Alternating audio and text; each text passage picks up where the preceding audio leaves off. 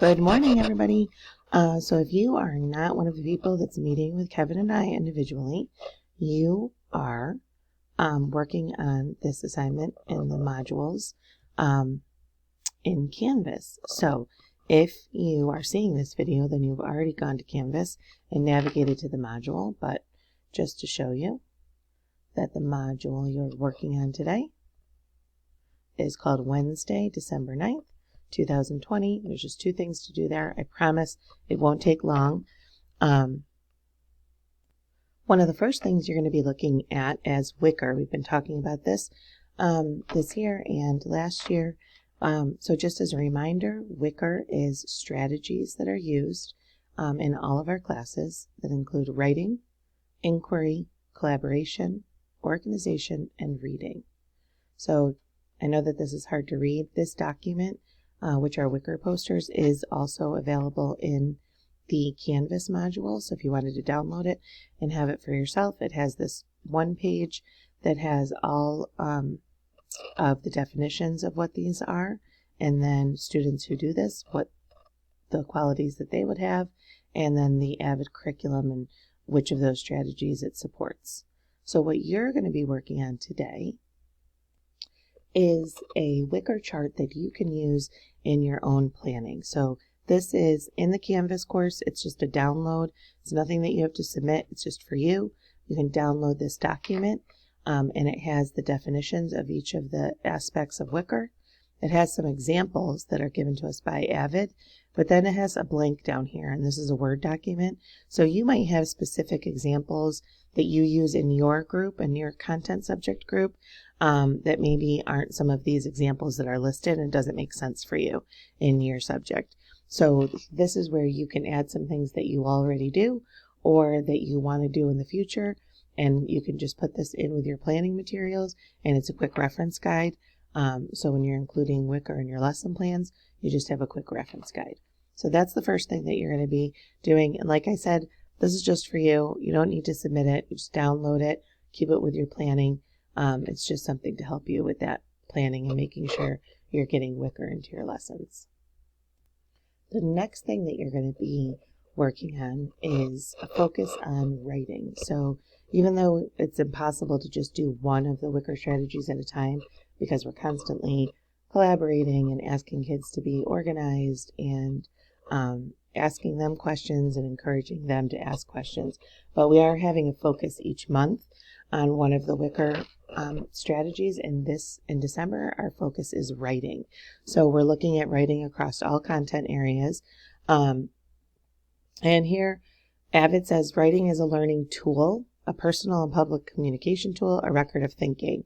Now, when we think writing, a lot of times, we think, especially in education, we think of writing big essays and big writing assignments, and that's not necessarily true. So especially for some of the special areas, that's not going to be the case, but writing is still something that can be incorporated into those areas. I mean, kids are writing every day because they text, they post on social media, and when they do that, that's a public communication tool that they're using. So when they do those things, they do a lot of these aspects. They consider their audience and purpose.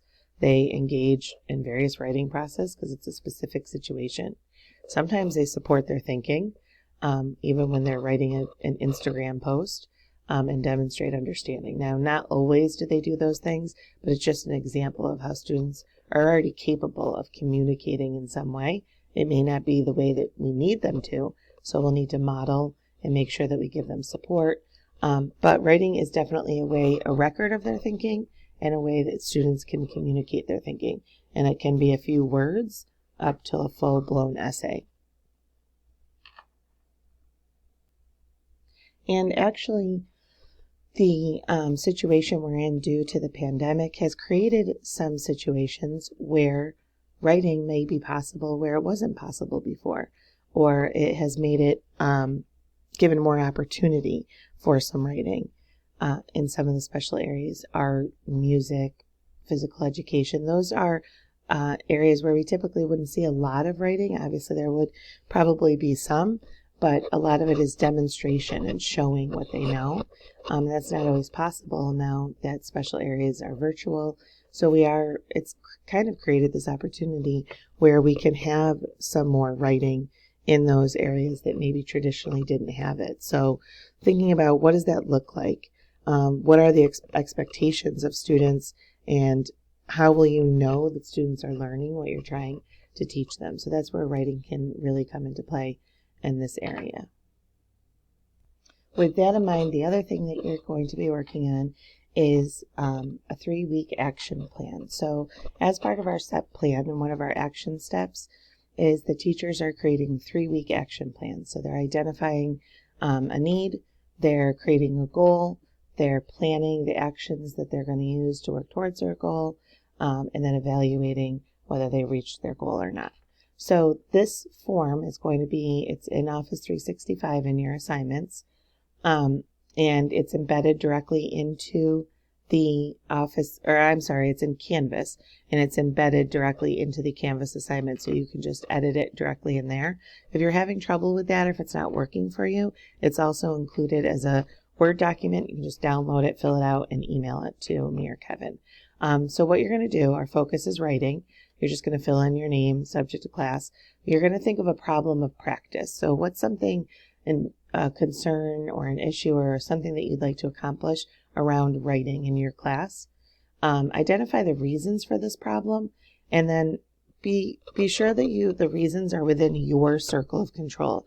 That doesn't mean that outside factors are not sometimes the reason for the problem of practice, but they're not things that we can control. So things like kids aren't coming to the virtual meets, kids aren't logging in, and those are things that we can certainly work on.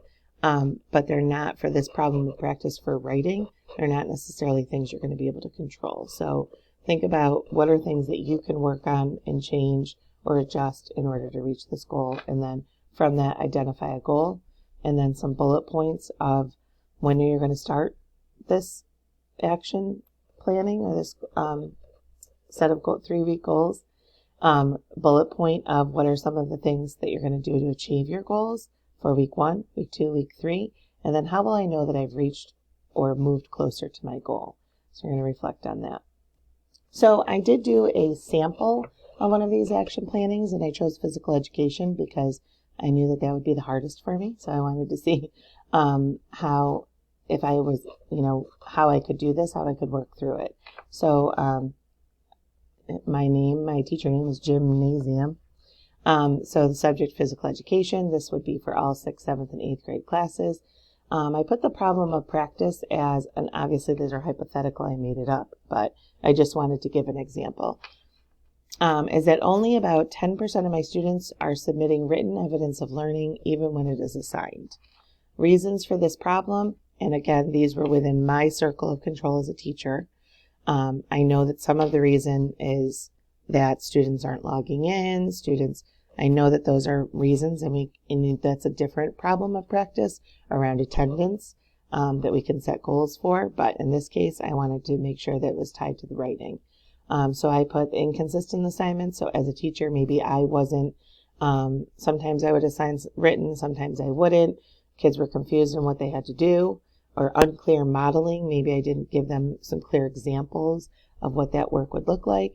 And maybe it was lack of feedback. Maybe they had submitted some things and then I never graded it, or I didn't get back to them. So they kind of were like, well, she never checks it anyway, so I'm not going to submit it. So these are things that I thought as a teacher that I could work on and strengthen, and then maybe that would help me increase the percentage of students that were submitting written evidence. So my goal was, after 3 weeks, to have at least 50% of students consistently submitting written evidence of learning, and through the use of exit tickets and a summative writing assignment. So I was really going to do some focus on writing so that I could increase that percentage of students that were participating. So my action steps, the first week, I was going to be sure to include clear directions and opportunity to submit exit tickets for each lesson. So I was going to make sure that I had that as part of my plans and part of my lesson, and make sure students understood that and it was clear directions. I was going to start off by showing examples and maybe some choice sentence stems. If it's especially in PE, maybe they're not used to writing. So what would that look like? It's going to look different than it does when they're responding to a novel in their language and literature class. So giving them some examples and maybe some sentence stems to start.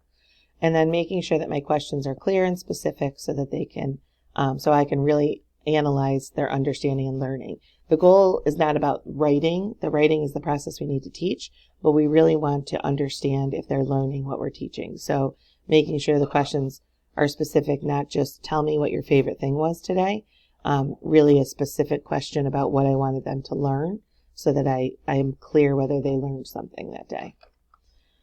Action steps week 2, I was going to continue my steps from week 1, but then I was going to also introduce a writing project. So this is the prompt of my writing project. Obviously my plans and my lesson plans would be more detailed, but the prompt I came up with was, due to COVID, school districts have had to make budget cuts.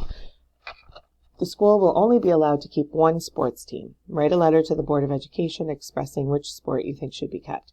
Now, obviously in the assignment, I would have a rubric and I would have some more details about what they should include in their letter, but this is just for my action steps.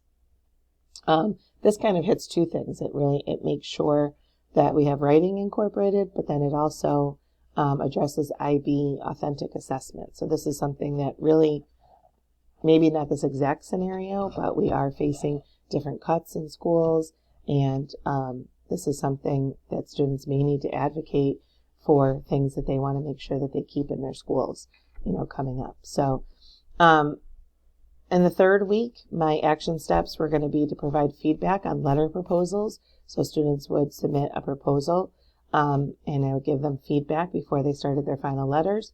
And then also to provide scaffolds and outlines to students that may be having difficulty getting started or writing. So identify those students and maybe give them some additional support.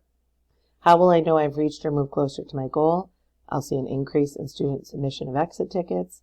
I'll be giving clear and consistent feedback in the form of grades and comments, and students will be seeking support for their writing project. If they're seeking me out and saying, hey, gymnasium, I need help with this, I'm not sure what to do, then I'll know that they value it and think it's important and want to get their assignment done. So I've moved closer to my goal of incorporating more writing into my teaching and into my lessons. All right, so let me know, reach out. I'm going to be on meetings all morning, but my phone is always next to me. And if you have any questions, you can send me a message in Teams. You can send me an email. You can send me a text. And I'll see if I can help you. So just go ahead and submit this in the Canvas course. And that's all. So thanks for listening. Sorry, I know it was a lot of talking, but I wanted to make sure you guys had some directions for today. I will see you and talk to you soon. Bye.